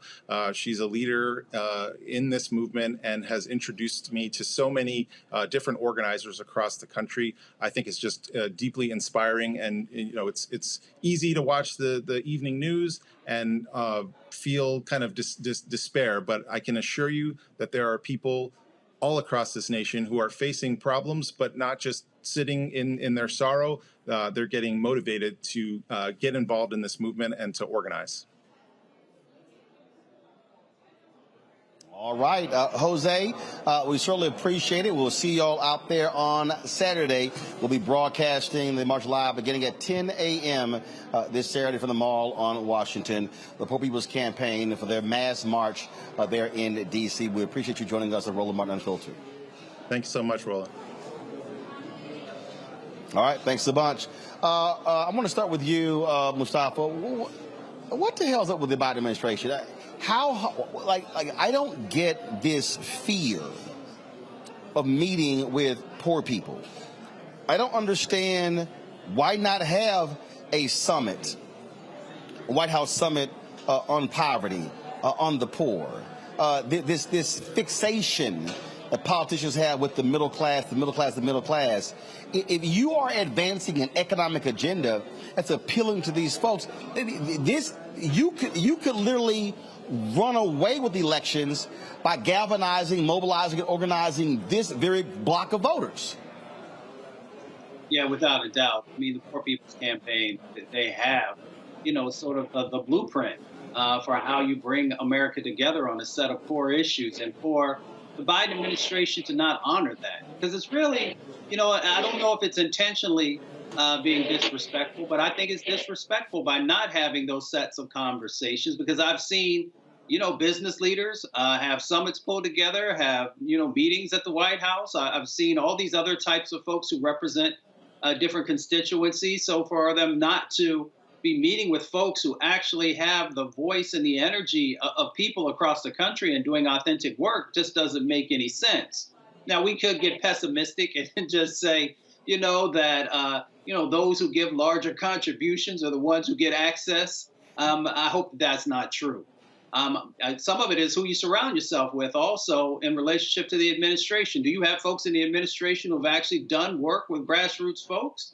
And if you don't, then you've got a gap. And then that leaves, these situations where you're not connecting with folks who actually are doing the work in multiple locations across our country, in urban settings and rural settings. So for them to miss this opportunity is to also say that, with the midterms and the general election, that, if you don't show up for others, I'm not sure why they should show up for you. So I hope that they rectify that very quickly. It really is befuddling to me, Teresa, that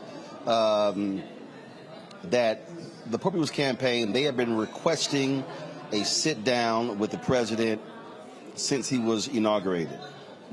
Here we are, 18 months into the administration, this mass march is going on, and they still won't do it. I mean, frankly, to me, it reminds me of when Kennedy was afraid of meeting with the organizers of the March on Washington for Jobs and Freedom.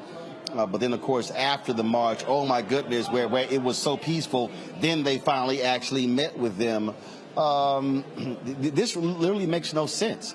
If you're President Joe Biden, your approval rating is in the toilet, you need to be trying to mobilize and galvanize any block of voters to help your party out to keep control of the House and or the Senate in November. You're absolutely right, but that also goes to the overall strategic plan of the White House and its agenda. The agenda has never been the Poor People's Campaign. It's always been, as we stated before, the middle class campaign and the higher economic standards, and then you get a room with the president or someone in his leadership organization. But I think we got to go back, to the conversation of what the Poor People's Campaign actually is and what they stand for. They stand for, a lot of social justice rights where, again, those who don't have access to leadership, or those who are in leadership, those who are at the White House, they have to, find those who are in that position, and sometimes they just give up. But it would, you would think that Biden's administration would want to not only sit down with them, but actually really, maybe if they don't have an agenda for the poor people, then we need to actually craft one. And I think they're missing an opportunity here by not allowing them to be in the room. But we also need to look at, past history time. When have the Poor People's Campaign and many other organizations that are standing for poor people were able to sit at the table? And, we haven't had that, since King was doing it, So I think we just need to kind of also look at a historical aspect. But again, there's a reason why the door is not being open. That's because people will be challenged on some of the issues that they are bringing to the forefront. And guess what? They don't have solutions, so they don't want to have a meeting. Well, McConnell, they have an agenda. They have a very clear and precise agenda. And I don't get what the delay is. I don't get what the issue is. And again, what the administration has been trying to do, they've been wanting to meet with Reverend Barber or Reverend Liz Theoharis as individually, but not actually with affected workers. And they say, no, we bring the very people who we represent with us, not just us as leaders. That's right. And one of the things I've noticed about the administration is that they want to talk about things that affect poor people and claim that they're doing things for people who are poor, but actually meeting and working with, that's a whole different conversation. Takes a whole different level of organization that they don't seem to be willing to engage in. And the fact of the matter is, Donald Trump got over 70 million votes. Biden got over 80 million votes. But there were over 100 million people who did not vote.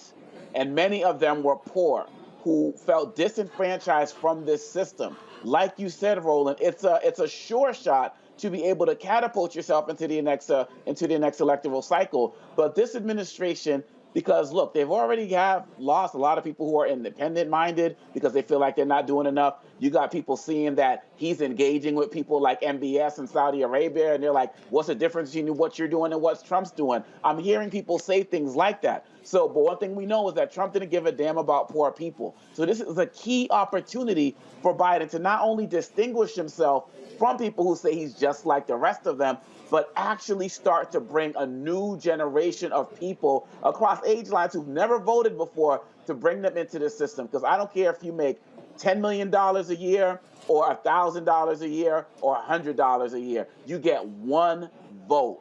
Period, bottom line. And their inability, whether it's Vice President Harris, whether it's Deb Haaland, whoever it is, they're in a Pete Buttigieg. They talk the game. They talk about, the racism and the infrastructure and all of that. But until you want to bring people into the community, into the fold, it's just going to be another example of talk is cheap. And to not sit with Reverend Barber and Theoharis and their team, it shows at the end of the day, Biden, that you're talking about it, but you're not really being about it. And that's going to cause you a lot of problems going forward into these midterms as well as 2024. Get with the program. And you said it, reaching somebody who may not currently vote, but who may vote because you listen. Got to go to a break. We'll be right back on Roland Martin Unfiltered, the Black Star Network. YouTube, y'all get them likes up. We should get 1,000. I don't understand what's the problem.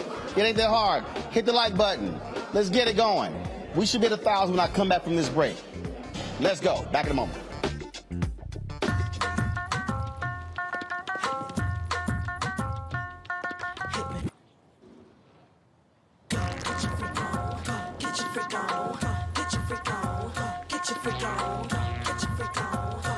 On the next Black Table, with me, Greg Carr, an amazing conversation with one of the most important thinkers of the last century. If you've ever taken an African American Studies course, he is one of the pioneers that made it possible. We didn't come to UMass grateful to be there. We brought in people that were better than the white people that were there. Professor John H. Bracey Jr., historian, activist, prolific author, and amazing teacher. He joins us on the next Black Table, only on the Black Star Network. Love our new Alexa. It's a Buick. Yeah, Alexa. Buick. Alexa. It's a Buick. It's an Alexa. It's a Buick. It's an Alexa. Coach, that's a Buick. That's an Alexa. The Buick Enclave with available Alexa built-in. We're all impacted by the culture, whether we know it or not. From politics to music and entertainment, it's a huge part of our lives, and we're going to talk about it every day right here on The Culture with me, Faraji Muhammad, only on the Black Star Network. How about sushi? I just had sushi for lunch yesterday. How about tacos? Automatic emergency braking, one of 6 advanced safety features standard on every 2022 Chevy Equinox. Find new technology. Find new roads. Chevrolet. Carl Payne pretended to be Roland Martin. Holla! You are watching Roland Martin, and I'm on his show today. And it's, what, huh? You should have some cue cards. Hey, what's up, y'all? It's your boy, Jacob Lattimore, and you're now watching Roland Martin right now.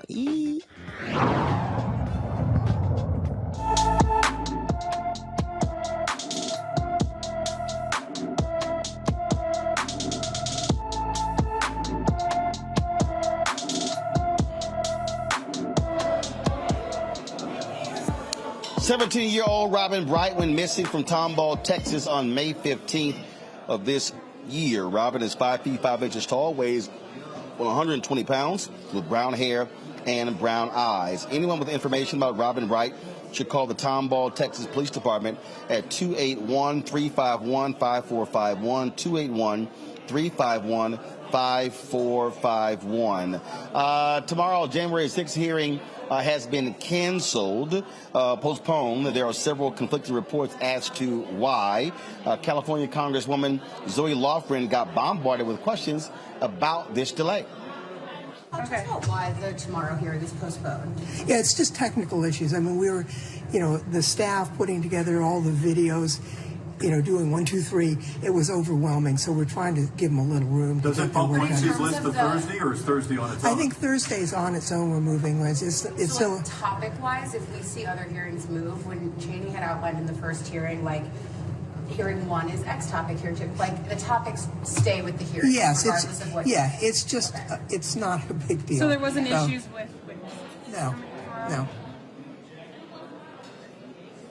Wednesday's hearing was supposed to focus on the pressure Donald Trump put on Justice Department officials to intervene in the election. Thursday, the focus will be on the pressure he put on Vice President Mike Pence.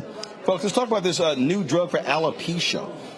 It has been, the new drug has become the first form of alopecia treatment to be approved by the Food and Drug Administration. Monday, the FDA approved the drug to treat severe alopecia. It proved effective in trial groups with recipients receiving a 4 milligram dosage over 36 weeks, growing back 80% of their scalp hair and eyebrows and eyelash regrowth.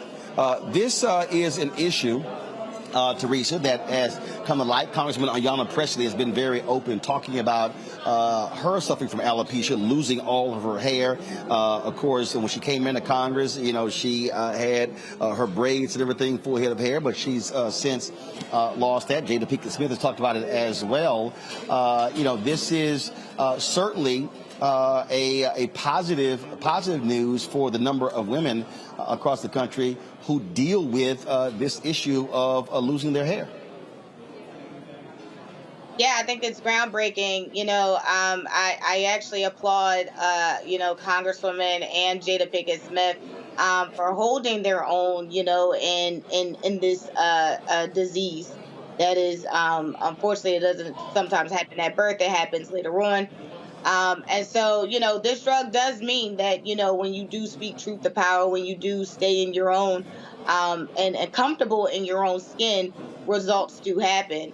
And I think the constant conversation about the need to do more, it definitely did provide a solution. And so, when the FDA has approved this, I'm looking forward to more results. But this is what is supposed to be in the healthcare field, is providing solutions to difficult problems and situations.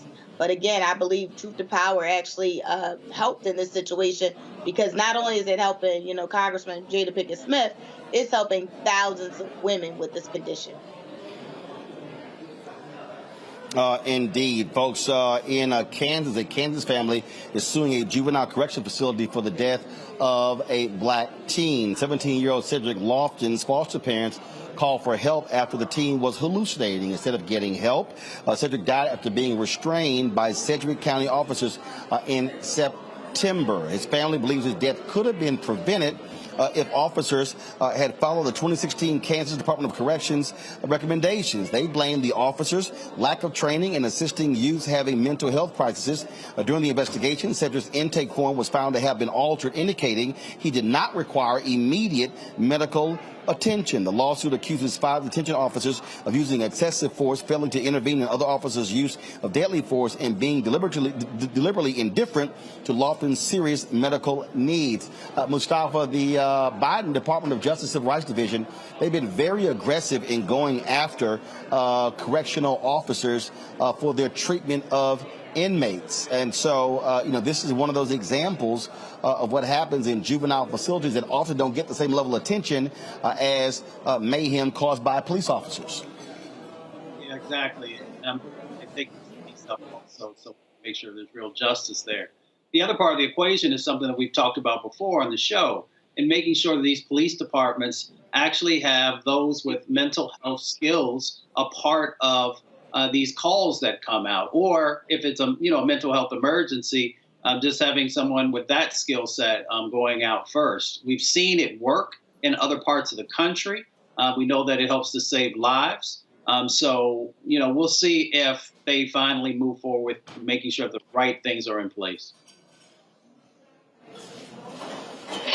Folks, Brittany Griner will be spending 18 more days in Russia. Her detainment has been extended through at least July 2nd. Russian media outlets gave no timeline for her trial, but a top Russian diplomat said Griner would not be considered for detainee swaps until her case gets investigated. On Monday, the State Department and Griner's WNBA team members met with one another to be briefed on what the Biden administration is doing to secure her release. The WNBA center was arrested on suspicion of drug smuggling in February at a Russian airport. Authorities say they found cannabis products in her luggage. Congo, this is an example, frankly, of Putin using her as a pawn as he battles the West over his war against Ukraine. Absolutely. And really, quite honestly, Putin is winning right now. He's using our sister right there as a hostage in this whole situation, and they're going to continue to do this. You see what he's doing as it relates to his soldiers, taking access to the grain that's coming out of the Ukraine that's been helping to feed different parts of the world. You're starting to see that even in Russia, they've been able to get a better hold on inflation than we have in the United States. The restaurants that were McDonald's restaurants are now opening under another name, like Just Tasty or something like that. And so people are starting to feel as if Russia's going to be okay, even though they've lost thousands of soldiers. But Putin has always had a long game mentality ever since he was almost killed, being in Germany at the end of the Cold War, right? And so really at the end of the day, what he's doing with Brittany Griner right now, it's strategic, and the Biden administration is not doing enough. I don't care what anybody says. They need to go harder in terms of what they're doing. They need to go harder as it relates to putting pressure on other European nations to go harder on their sanctions. But we know that they're dependent on Russia for some of its gas products as well. But this actually ties back to the first part of our conversation tonight. When are principles going to be more important than power? When are people going to put our moral mentality ahead of the things that we need to do to be able to get a little bit of cheaper gas, right? And Brittany's caught in the middle of that. And right now, people thought that Putin was on the ropes, but right now he seems to be on the rise. Biden administration needs to step up. We need to get our sister out of there. And really, at the end of the day, if we put real pressure and pressure our allies, we can really make a change in Russia and what's going on there if we have the real will to do so. And I'm just not fully seeing it.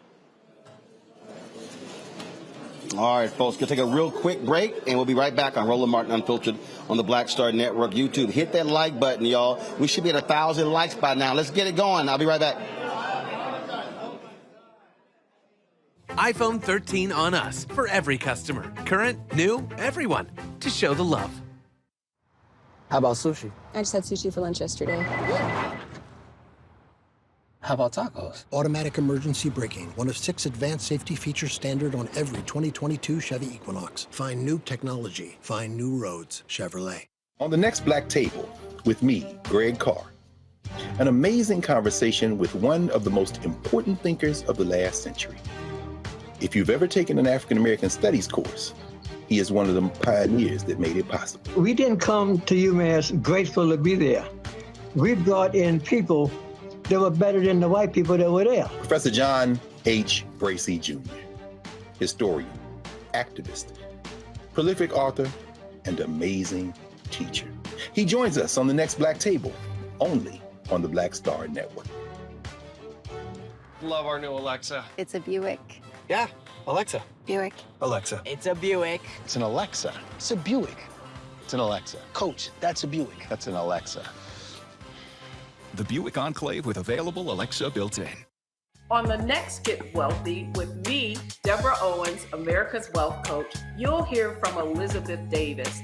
She left a flourishing career in the construction industry to build her own business using her same skill sets. And oh, by the way, now a multi-million-dollar business. Every day I was looking at my numbers rather than looking at them weekly or monthly.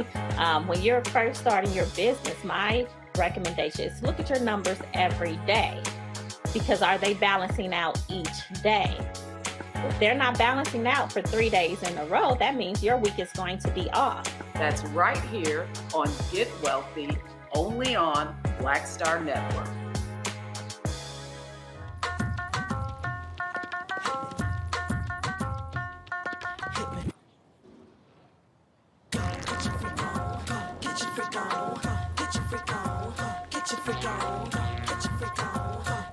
Hi, I'm Israel Houghton with Israel, a New Breed. Hi, I'm Carl Payne. Hey, everybody, this is Sherry Shepherd. You're watching Roland Martin Unfiltered, and while he's doing Unfiltered, I'm practicing the wobble. Yes, I am. Because Roland Martin's the one, he will do it backwards, he will do it on the side. He messes everybody up when he gets into the wobble, because he doesn't know how to do it, so he does it backwards. And it messes me up every single time. So I'm working on it. I got it. You got Roland Martin.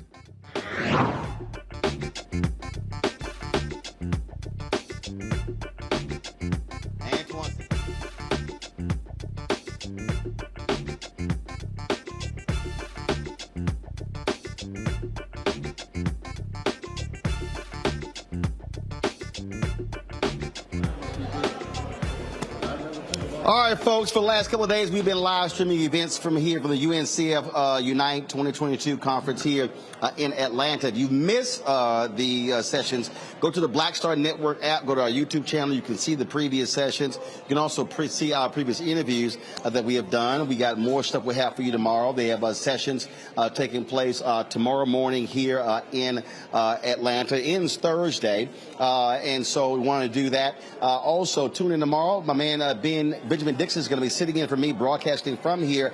I got to fly to Philadelphia tomorrow for the 80th birthday of my man Eddie Levert, and so I hope to check in from his birthday party with y'all to certainly show him some love. And so I got to head there, but also we have interviews tomorrow with the presidents of Talladega College. They'll be on tomorrow's show as well. So look forward to that conversation. We'll be having that for you tomorrow. So let me thank Teresa. Let me thank Mustafa Omakongo for joining us on today's panel. Thank you so very much. Folks, again, if you want to support us in what we do, please download the Black Star Network app, available on all platforms, Apple phone, Android phone, Apple TV, Android TV, Roku, Amazon Fire, as well as Xbox One, Samsung Smart TV, And please support us in what we do. Your dollars actually make it possible for us to be able to cover stories, broadcast all across the country, for us to be here, for us to be able to cover the Poor People's Campaign in March that will be taking place on Saturday in Washington, D.C. You can send a check or money order to P.O. Box 57196, Washington, D.C. 20037-0196. Cash App is $RM Unfiltered. PayPal is R Martin Unfiltered. Venmo is RM Unfiltered. Zelle is Roland at RolandSMartin.com. Roland at RolandMartinUnfiltered.com. So, folks, thank you so very much. Shout out to all the folks at the UNCF for making it possible for us to be here, assisting us as well. And so we appreciate it. Again, go check out all the content. We're going to be loading more of that content for you to actually see the great things that's happening with our HBCUs all across the country. Go to their social media. Also go to the hashtag UNCF Unite or hashtag HBCU Pride. So that's it. I'll see you guys tomorrow right here on Roland Martin Unfiltered on the Black Star Network. Holla!